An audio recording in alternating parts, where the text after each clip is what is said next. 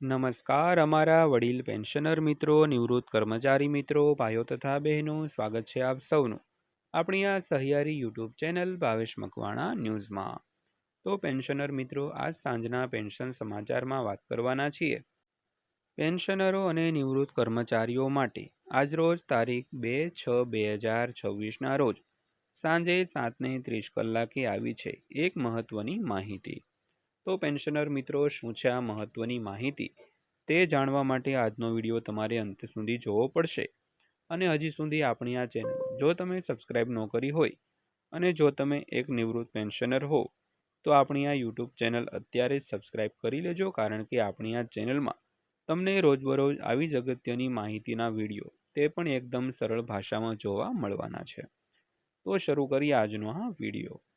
તો એક નવી સૂચનામાં 8મા કેન્દ્રીય પગાર પંચ એટલે કે સીપીસી એ હિસ્સેદારો માટે તેમના સૂચનો અને માંગણીઓ રજૂ કરવાની છેલ્લી તારીખ 15 જૂન સુધી લંબાવી છે।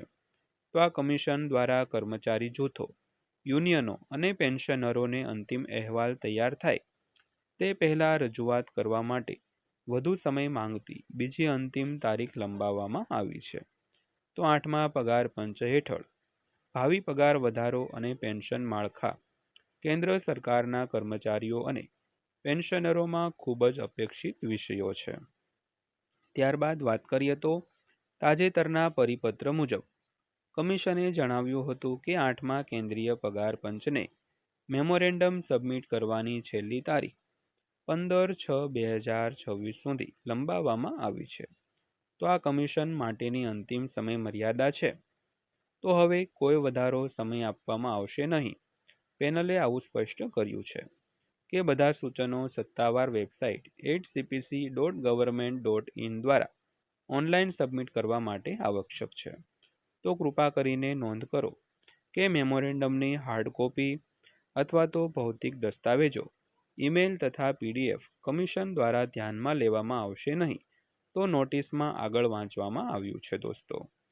તો ત્યારબાદ જોઈએ તો પરામર્શ પ્રક્રિયા હવે ચાલુ છે। તો સરકારી કર્મચારીઓ અને પેન્શનરોમાં 8મા પગાર પંચની ચર્ચાઓ કેન્દ્ર સ્થાને રહી છે। તો ન્યાયાધીશ રંજના પ્રકાશ દેસાઈની અધ્યક્ષતામાં બનેલી પેનલે દેશભરમાં પરામર્શ બેઠકોનું આયોજન કર્યું છે। તો પગાર, પેન્શન, ભથ્થા અને અન્ય સેવા સંબંધિત મુદ્દાઓ અંગે પ્રતિસાદ મેળવવા માટે પેનલના પ્રતિનિધિઓ અને વિવિધ કર્મચારી સંગઠનો વચ્ચે અનેક ચર્ચાઓ થઈ હતી। ત્યારબાદ જોઈએ તો અંતિમ અહેવાલ આવતા વર્ષે અપેક્ષિત છે। તો નવેમ્બર 2025માં રચાયેલ 8મા પગાર પંચને તેની ભલામણો રજૂ કરવા માટે 18 મહિનાની સમય મર્યાદા આપવામાં આવી છે, જે 2027ની આસપાસ અંતિમ અહેવાલના પ્રકાશનને સ્થાન આપે છે। તો પેનલની નજીકના સૂત્રો સૂચવે છે કે આ પ્રારંભિક વાતચીત ખૂબ જ ફળદાયી રહી છે। તો નવા સબમિટ કરાયેલા મેમોરેન્ડમની સમીક્ષા કર્યા પછી ટૂંક સમયમાં આગળની કાર્યવાહીની જાહેરાત કરવામાં આવશે દોસ્તો। તો ત્યારબાદ વાત કરીએ નવેમ્બર 2025માં 8મા પગાર પંચની રચના કરવામાં આવી હતી। તો જેમાં તેની ભલામણો રજૂ કરવા માટે 18 મહિનાનો સમય આપવામાં આવ્યો હતો, જેમાં 2027ના મધ્યમાં સમય મર્યાદા નક્કી કરવામાં આવી હતી। તેમજ સુધારેલું પગાર માળખું જે 1 જાન્યુઆરી 2026થી પાછલી અસરથી અમલમાં આવવા હોવાથી બાકી રકમ પહેલેથી જ એકઠી થઈ રહી છે।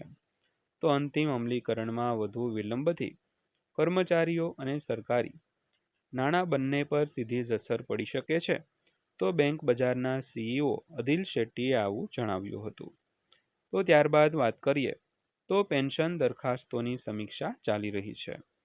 તો 1 જાન્યુઆરી 2004 પછી ભરતી કરાયેલા મોટાભાગના સરકારી કર્મચારીઓ નેશનલ પેન્શન સિસ્ટમ એટલે કે એનપીએસ હેઠળ આવે છે। તો જૂનાથી વિપરીત એનપીએસ એક યોગદાન આધારિત મોડેલ તરીકે કાર્ય કરે છે, જે સીધા બજાર વળતર સાથે જોડાયેલ છે। તો આ સેટઅપ હેઠળ કર્મચારીઓ તેમના મૂળભૂત માસિક પગારનો એક ભાગ નિવૃત્તિ બચત માટે ફાળો આપે છે, જે પછી અલગથી સરકારી યોગદાન દ્વારા મેળ ખાય છે। તો અંતિમ પેન્શન રકમ સંપૂર્ણપણે કુલ સંચિત ભંડોળ અને બજાર રોકાણ ભંડોળના પ્રદર્શન વળતર પર આધાર રાખે છે. તો આ પેન્શન મોડલ સંબંધિત સુધારાઓ અને વૈકલ્પિક માંગણીઓ ચાલુ હિસ્સેદારોના પરામર્શનો એક મુખ્ય ભાગ બને છે તો દોસ્તો આ હતી આજની માહિતી પસંદ આવી હોય, વિડીયો સારો લાગ્યો હોય તો વિડીયોને એક લાઇક કરજો અને આવા જ વિડીયો રોજે રોજ જોવા માટે આપણી આ ચેનલ સબસ્ક્રાઈબ કરી લેજો. તો ફરીવાર પાછા મળીશું એક નવા વિડીયો સાથે, નવી માહિતી સાથે. ત્યાં સુધી સૌને જય હિન્દ, વંદે માતરમ.